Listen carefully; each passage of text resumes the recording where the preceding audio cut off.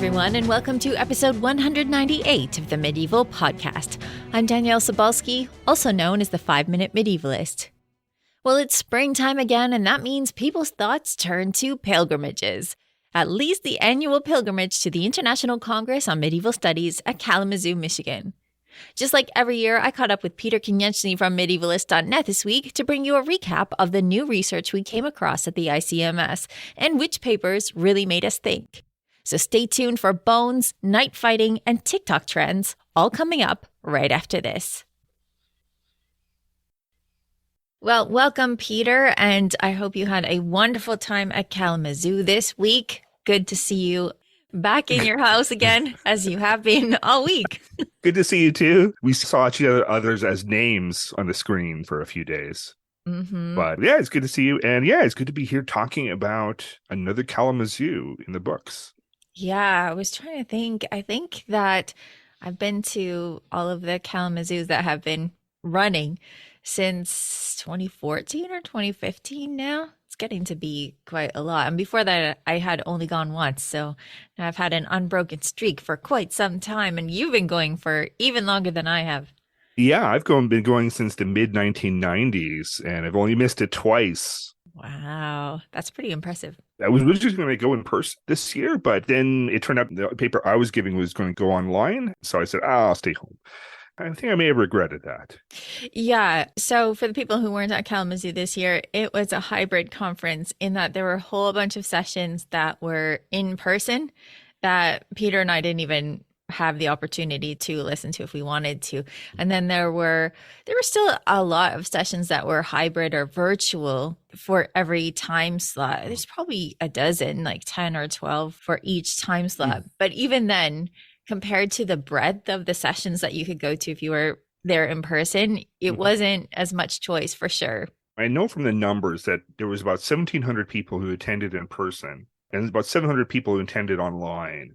Usually Kalamazoo gets between 2,500 and 3,000 people that come in person before the pandemic. So this, I don't know if this was quite the success that they wanted, but I'm sure for the booksellers, it wasn't as great. Yeah, that is one thing that I definitely missed. I missed our annual pilgrimage to Bilbo's Pizza. Yep. And I missed the book room because there's always so much good stuff there. And, you know, after going for many years and talking to them, there are people that you miss that you are happy to see when you go to the book room. So I did miss that. But we were still able to see a whole bunch of good papers. Although I have to say that with the hybrid nature of it, I think the biggest attended session I went to was 22 people. And that was the one we were at on podcasting. Was it about the same for you? Yeah. I think when I saw some online sessions only, they had 10 to 20 people. My session, I think I had just about 10 people in there as well. We're even counting the tech support person. So. That's true. How did your paper go? I think it went okay. So I was talking about the Battle of Yarmouk, which is in 636. It's a kind of very pivotal battle of the early Muslim conquest of Syria against the Byzantine Empire. And I was basically just trying to take a look at what were the motivations behind these early Muslim warriors and how up to now it's really just been considered just purely religious motivation. But I'm trying to argue that the text that I'm using is saying, hey, this is also about dealing with corruption and an empire that's outlived its usefulness at this stage. And I kind of played it off with a bit of Star Wars because, I'm silly. Well, last time we talked, you were getting excited about your slides. How did your slides turn out? I didn't get to see your paper this year.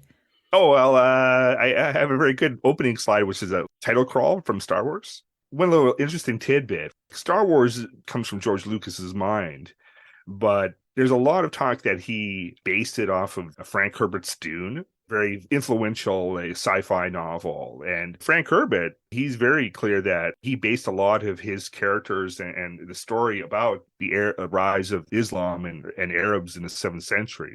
So there's a cute little connection, especially if you think all the similarities between Star Wars and Dune and this, with a young boy growing up in a desert.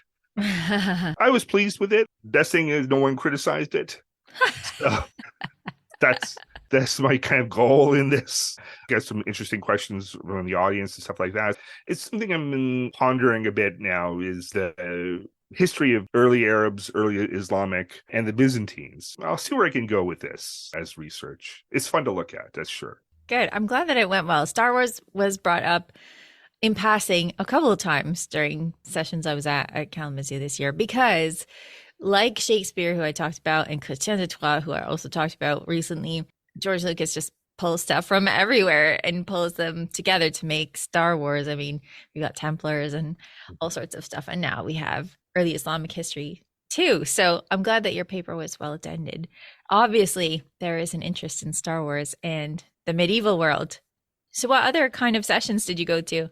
Well, first of all, I attended several of the sessions that were Medieval Military History Society that I am part of, De Re Militari. I was really impressed by Clifford Rogers. He was talking about the Battle of Poitiers in the 14th century. His look was trying to say, what can we learn from like fundamental military strategy and tactics? How would any army place their archers? What can we learn from the text, but also like what makes sense from any kind of military commander? And he's just trying to show like they would be positioned in a particular way that they would fire not quite perpendicular to opposing army. Really kind of fascinating. And there was a couple other papers that also echoed that, was trying to look at medieval military history issues, basing it on assessments of military strategy that we have now. I thought that was kind of a nice novel way to look at the approach. Yeah, when Cliff Rogers speaks, I'm always listening. I didn't get to see his paper this year, but he works at West Point, so he knows what he's talking about when it comes to military strategy. That's why he has such an important job, and people who are listening now are going to hear more from Cliff Rogers very soon. So yeah, he always has something great to say. I'm sorry I missed the paper, but I'm hoping to catch it on the replay. But you and I were both at another De Re Militari session with our friend Nick Morton, who was on the podcast not too long ago, and he was talking about night fighting. And this was an interesting paper, I thought, because it's one of these things where, for the people who don't go to scholarly conferences, a lot of times what's happening in a conference like this is that people are proposing a framework for which we can think about things in the future, for which we can start to analyze and categorize things. And that's what Nick was really doing. He was looking at the ways in which people had military maneuvers that were happening at night, whether that was actually fighting or moving troops, and how this played out in the Near East, which is his specialty. What do you think about that paper? It's the De Re Military Annual Lecture, where they give just one entire session to one paper. And Nick is bond with the sources, which is really cool. You don't realize, hey, there was quite a lot of night fighting and these maneuvers. Some are like marches, some are raids and attacks. And I thought it was quite good. There was a lot of time for conversation afterwards and people kind of pointing out, here are some other ideas you can consider. And it tied into me because Nick asked me in my own paper, how do medieval armies learn from each other, or if they do? We have the various Arabic and Mamluk armies that seem to do a lot more night fighting than the Crusaders. Why is that? Are the Crusaders never learning how to do it, or is it just a case of different views of military? I thought that was quite insightful. Yeah, there were a lot of good people piping up in that session. So Stephen Murillo was giving the response to that, and he was talking about how it's really a useful thing to attack at dawn because of the lighting. And I think it was Ken Monshine who piped up. I thought I heard his voice talking about how horses can see very well in that twilight time, and how that might make for a good time to attack.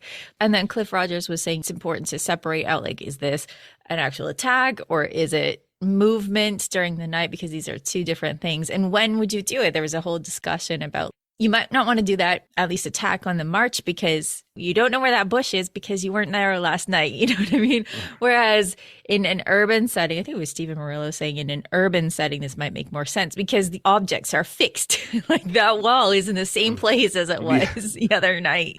So I thought that was a really good way of thinking about it. And the discussion was very constructive too. If you're an attacker, you have to have a real good familiarity with the terrain. So yeah, I could see like where people launching a sally out of a city will know what's immediately outside the city quite well. So yeah, I think that night fighting is something that definitely helps if you are well versed in your local area.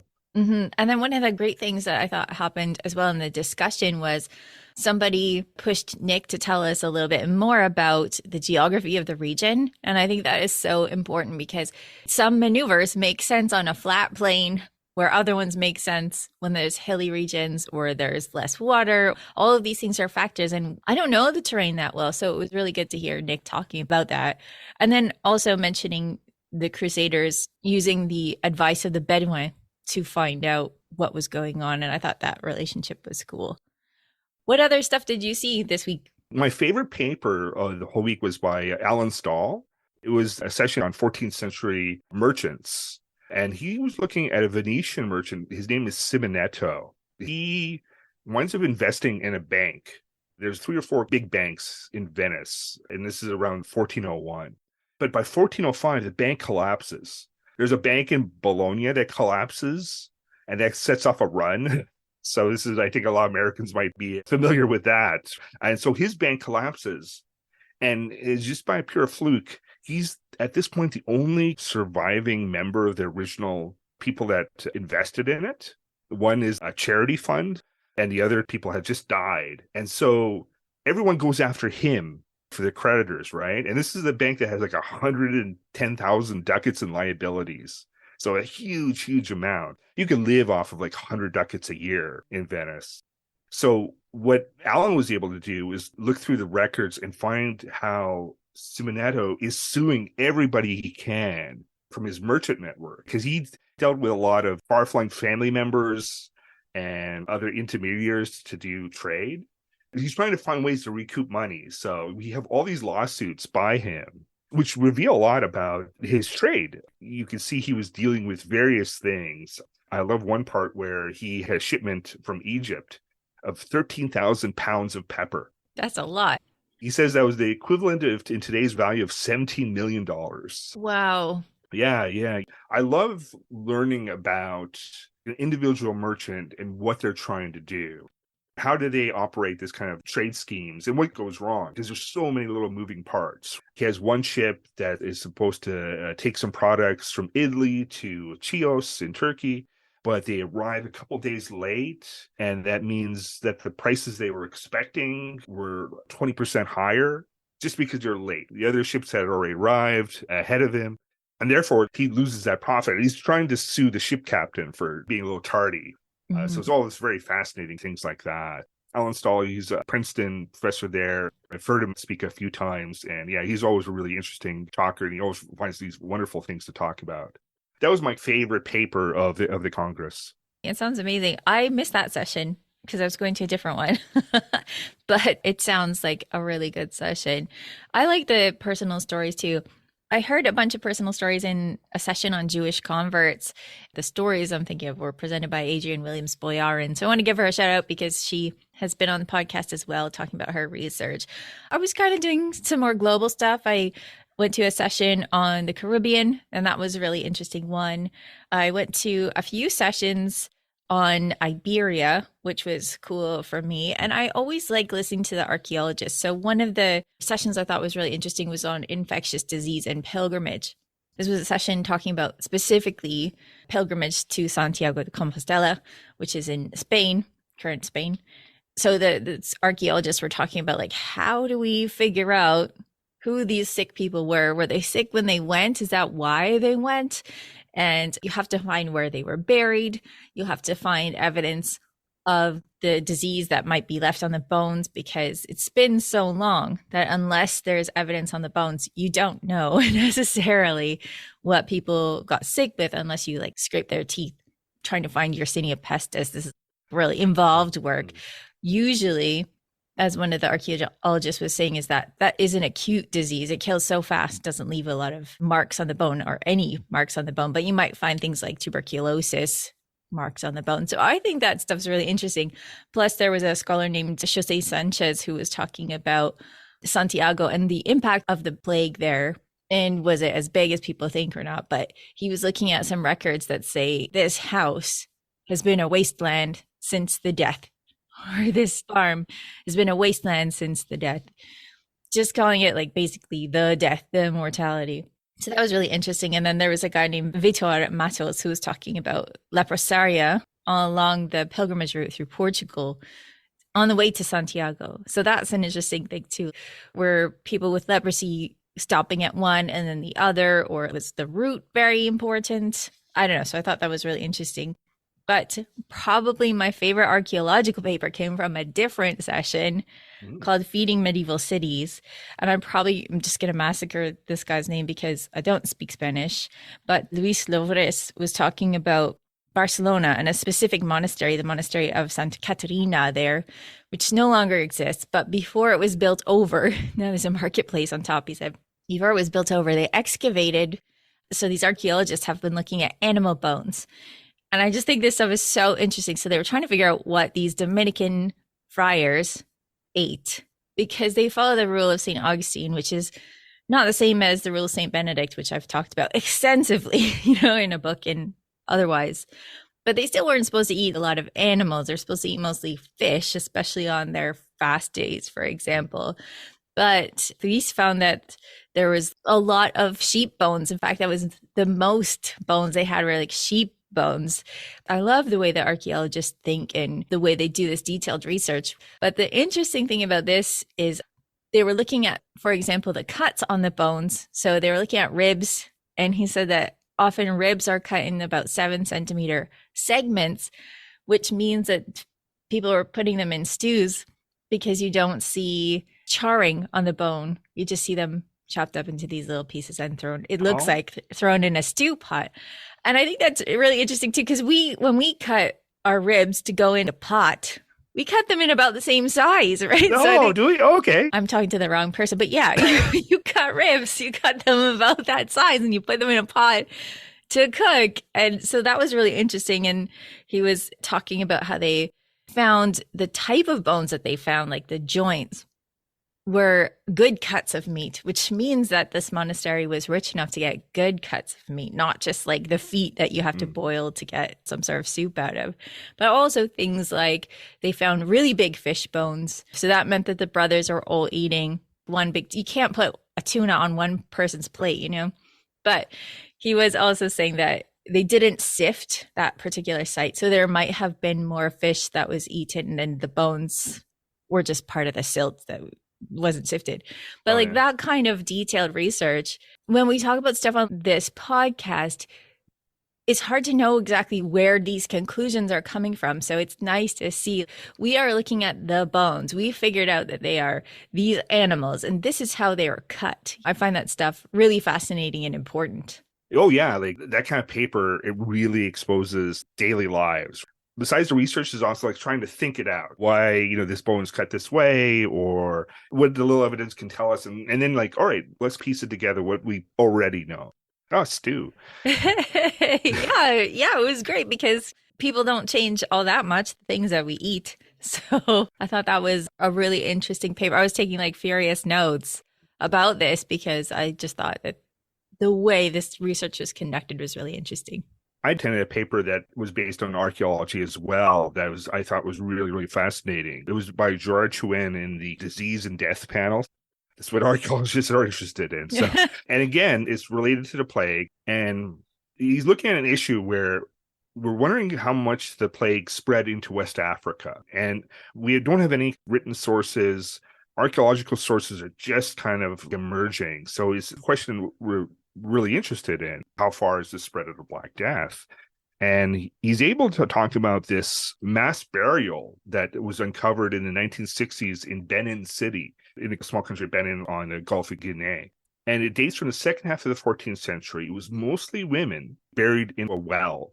It was only partly excavated, so they were able to bring up some of the remains. And they noticed quickly that there was no signs of physical markings. These people weren't injured. Unfortunately, no DNA could be found on these particular remains, but considering the time, late 14th century, it was very possible that these are victims of the Black Death. So he was talking about that, what it might mean, and the possibility of doing some more research. These were women that were probably living in a palace. They may have been well off, living in the palace themselves. They may have been mothers and daughters, part of the royal family even. So there's a chance that they can go back in and find the remaining people that were buried there. If any DNA can be extracted, we could discover if they did die from the Yersinia pestis. It would be a huge news about how much the Black Death spread. So I thought that was really, really interesting as a paper, trying to figure out things, trying to answer questions that we can't do with just texts alone. Yeah. And I think that kind of burial is so important because you can figure things out by how many people are in there at once, because the archaeologists can figure out, was this person thrown in there and then another person the next generation, or are they all the same time? Yeah, really interesting. I was going to go to that session too, and I missed it. So it's good to know that there was stuff that was really good going on at the same time. And now for something completely different. You and I both went to the one on TikTok, Medievalism. What do you think about that one? Wait. I know what you thought about that one because everyone fangirled you on the chat. Everyone was like, it's Peter, it's royalty. Of course, they didn't know. I was like that name on a screen and no one knows. And then like I humbly said, hey, I'm from medievalist.net. I'm the founder. Yes, but you got fangirled there. What do you think of this session? Well, I was fanboying because I actually follow quite a lot of these TikTokers on TikTok. It was really fascinating to see how they are exploring the issues, talking about the Middle Ages on this medium. I know a lot of listeners probably aren't on TikTok. Often these very short videos, under a minute, which tend to be fun and catchy and songs and stuff like that. But they also, hey, we want to talk about this little episode of history or have this little commentary on something that you could see in a museum, for instance, or like a castle. For them, they see it as a way of teaching people about the Middle Ages, one little bit at a time. I'm really impressed that these TikTokers will go out there, put their face to the world, and like they're getting hundreds of thousands of views on particular videos. I think it's just amazing that they go out there and do this. Yeah, it was an interesting session because many of the people who are doing these TikToks are younger than you and I. So it's interesting to see how this next generation is coming up, what they are doing and how they are reaching out. And it was good to see the way that they were thinking through what is our responsibility as scholars? What do we owe to people? How should we engage with people? How do you always deal with trolls, right? It's something that you have to think about as a public medievalist. But the way that these TikTokers were talking about the work, it was very inspiring, I thought. And it just feels like TikTok is in good hands with these people. There's certainly a lot of weird things that happens on TikTok. They brought up one about the lady who doesn't believe in Rome. Yeah. For those you don't know, there's one particular lady had this conspiracy theory that Rome did not exist. It was made up by the papacy. And many TikTokers are trying to go out there and say, hey, give her actual facts, which she does not seem to put into her mind. But unfortunately, she wound up getting a huge following and a huge amount of people. And it's like, it's one of those challenges. I kind of see it like, hey, on medievalist.net, we've always had a challenge of trying to expose myths about the Middle Ages. And I can see how this is another kind of aspect where you're trying to deal with erroneous thinking about history and about the medieval past. And it's a lot of work. It is a lot of work. It is a lot of work. But it was a good discussion that they were having about, do you actually engage with these people, especially if they are putting their stuff out in bad faith? And on social media, I don't usually challenge people about their facts, depending on the situation, like as case by case basis. Usually someone will throw something out that is completely erroneous and they'll get piled on, especially on Twitter. And if I feel like the people are handling it and they are giving the correct facts, then I step out of it. One time I did step into a debate on Twitter because the person who was saying really harmful things accidentally, I think, just from a place of blind privilege, about the way that the Black Death spread, for example. I stepped in on that because people were taking her quite seriously as a medical doctor. And I was like, wait, no. But I think the Rome lady, I probably would have just left alone, because some people like that are just looking for amplification. And I don't give oxygen to those trolls particularly. But it was a good discussion that they were having in this session, because everyone has a different take on that, what our responsibility is and how best to handle it. And I think a lot of it has to do with one of the things that they were talking about in this session was your own mental health, right? What can you take on and what should you take on? And you don't have to take on everything if it's going to destroy your mental health. And I think that these people coming up are being responsible about that and taking care of themselves, even as they're educating people who don't always want to be educated. Hmm. I find TikTok to be a very personal medium. I tend to spend 20, 30 minutes a day on TikTok. Wow. I know, I know. Usually at midnight to 1 a.m. I So, don't know if that's better. But hey, to each his own, in your case, his own. and people put their personal lives out there. Like, and even these TikTokers, they'll put on 3 or 4 videos a day at some cases about them as a person as well. So there can be quite a lot of mental health challenges because you are going out there, putting yourself to the world, and everyone's free to comment. I've set up a TikTok channel, but I've been really quiet about my presence on it. Same here. There's just a few bits actually shows my face and stuff like that. And I never really, hey, here's my house or something like that, or here's what I'm doing today. I salute them for doing it. It is a very interesting journey that you see them go through.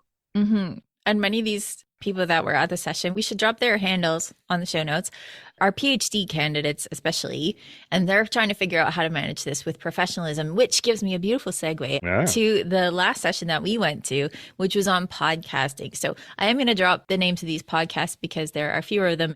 We had Buddhist Studies podcast. Kate Hartman was there from that podcast. Carla Nappi from the New Book Network, although she's not doing podcasts anymore. Jonathan Correa, who does Multicultural Middle Ages podcast. Our friend Anthony Caldelis, who does Byzantium and Friends. Will Beatty, who does Meeting in the Middle Ages, which is a new podcast. And then Zoe Frensnick, who does Maniculum podcast with Mac Boyle.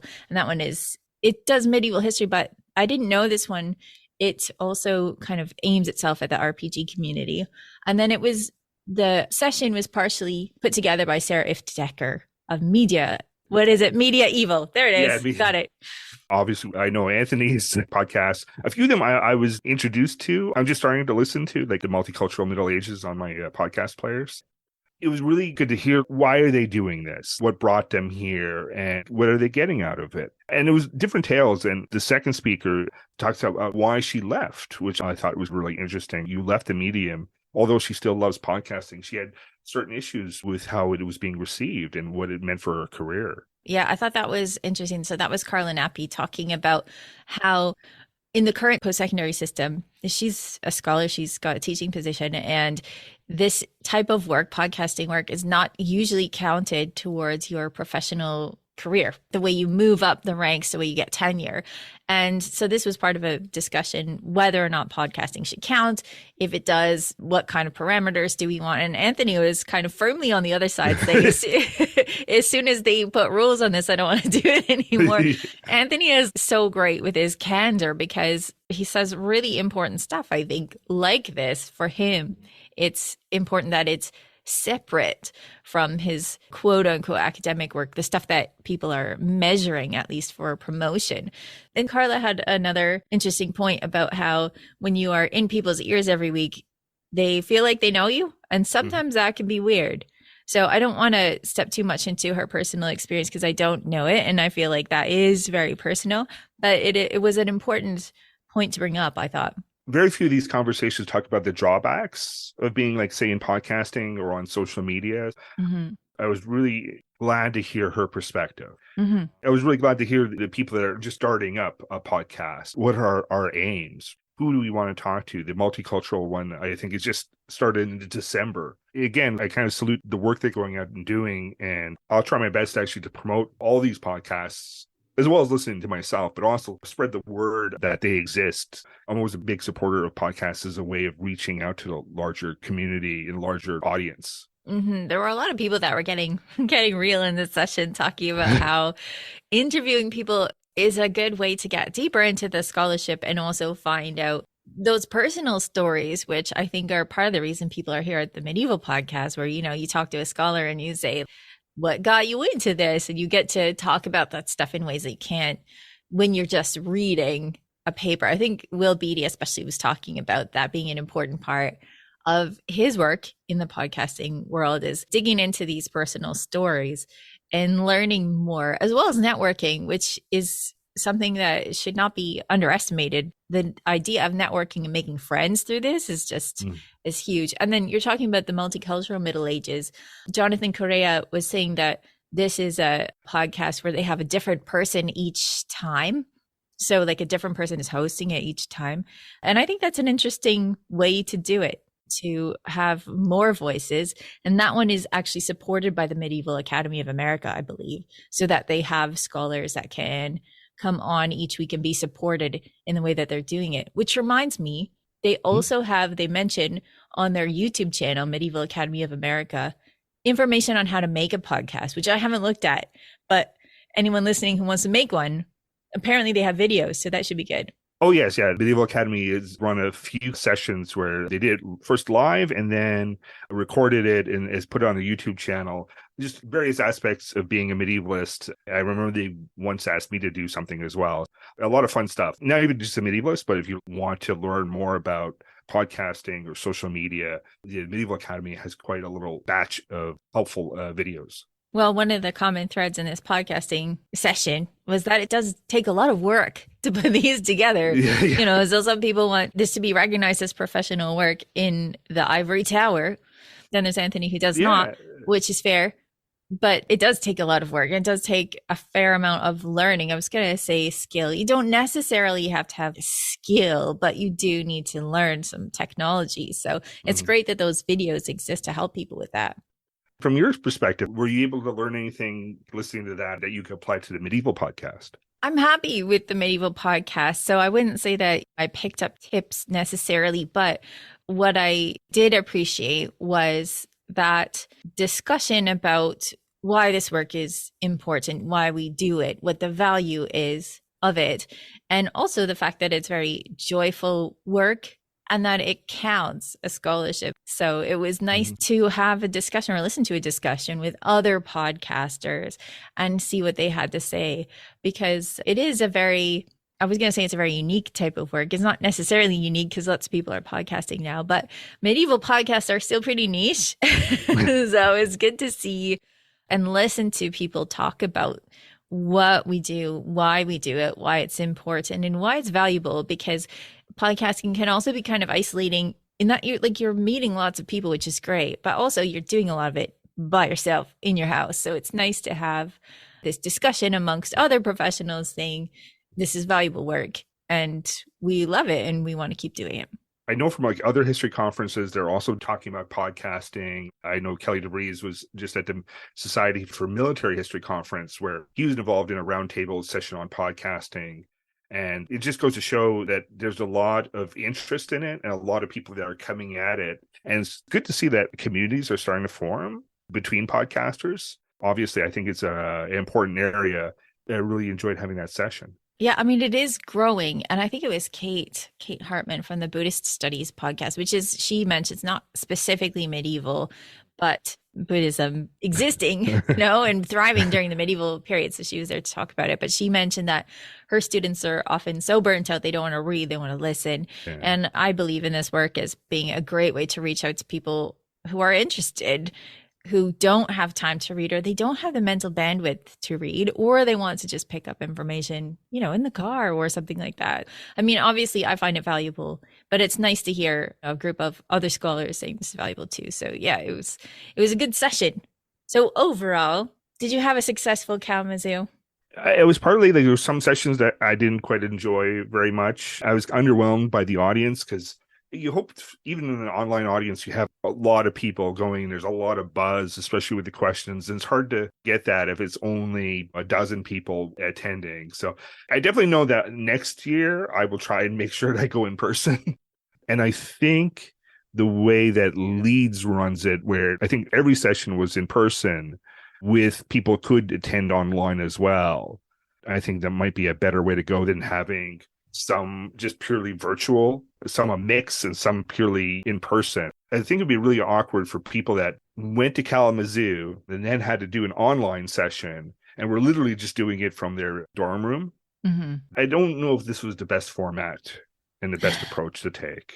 Well, I went to the plenary, which was on sex magic and the Kabbalah, which is very interesting. But somebody mentioned at the beginning of it that University of Western Michigan at Kalamazoo is creating new classrooms, which should have more capacity. So maybe it will be following that example set by Leeds, where you have more sessions, if not all sessions, on video.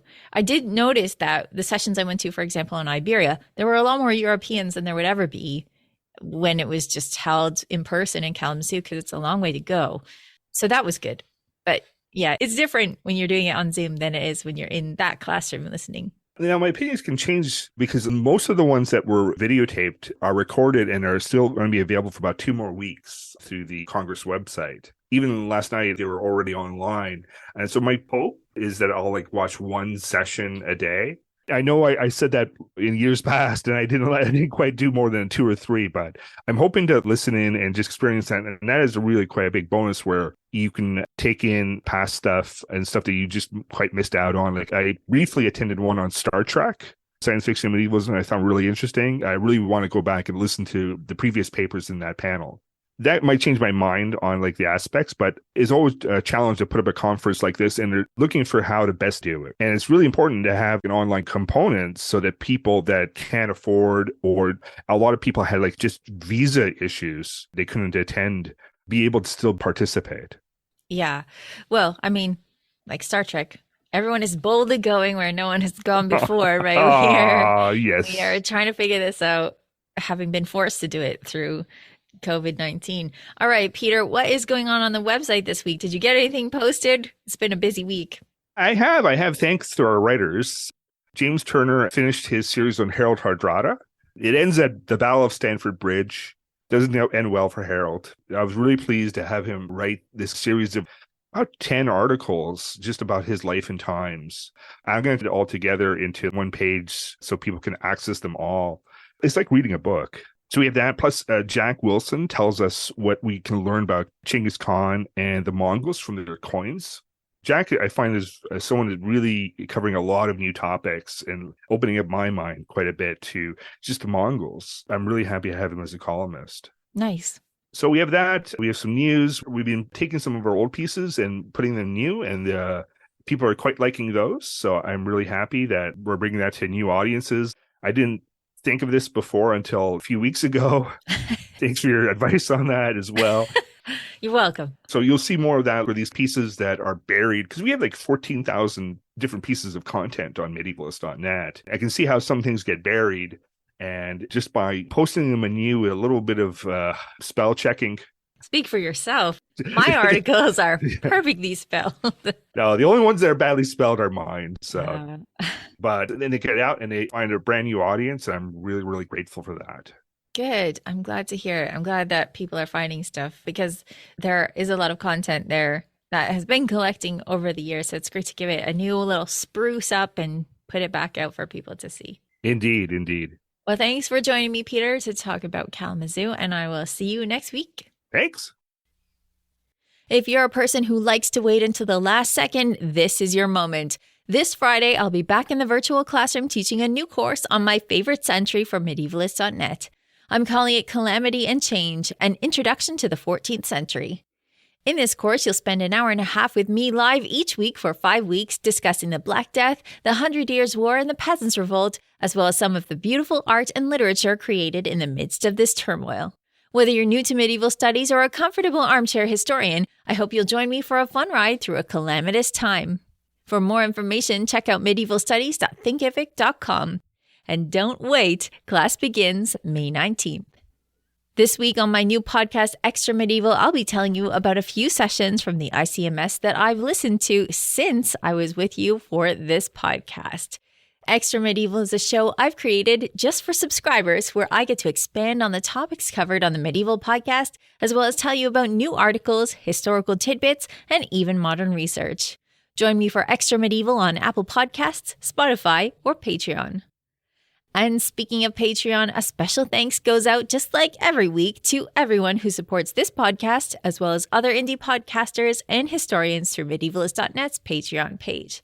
Patrons can access all sorts of awesome stuff, like subscriptions to the Medieval Magazine and Medieval World Magazine, as well as ad-free versions of this podcast and Extra Medieval.